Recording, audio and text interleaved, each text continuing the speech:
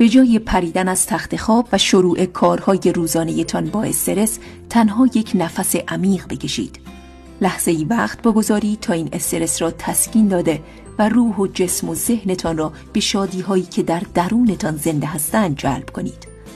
انتخاب با شماست که آیا امروز نیز مانند روزهای دیگر پر استرس آغاز شود و یا اینکه به یک روز بزرگ در زندگی شما تبدیل شود. شما هر صبح تصمیم گیرنده هستید که اندکی وقت خود را صرف تمرکز مغزتان بر انرژی مثبت و هدایت ذهن خود به هر آنچه که در زندگی برایتان خوب و ایدال است کنید یا نه. آیا می‌دانید چه چیزی واقعاً برای زندگیتان خوب است؟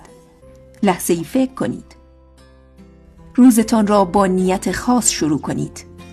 امروز خود را عرضه خواهم کرد. امروز می‌خواهم روزی عالی و بی همتا را تجربه کنم. امروز می‌خواهم تنها نیکی‌ها را جذب کنم. امروز دوستانه رفتار می‌کنم.